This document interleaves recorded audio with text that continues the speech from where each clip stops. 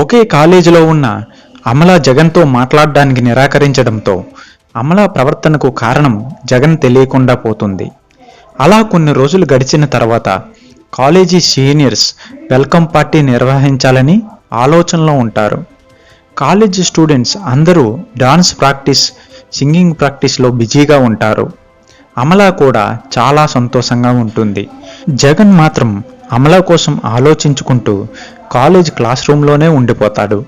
జగన్ స్నేహితులు కొంతమంది జగన్ని తీసుకురావడానికి మేడ మీద ఉన్న గదిలోకి వెళ్తారు. అయితే జగన్ చేతిలో నుండి రక్తం కారడం, జగన్ పడిపోయి ఉండడం చూసి స్నేహితులు కంగారు పడి అరవడం మొదలు పెడతారు.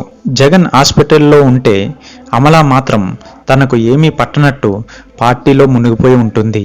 అయితే జగన్ తల్లిదండ్రులు జగన్కి ఇలా జరగడం చూసి చాలా బాధపడతారు.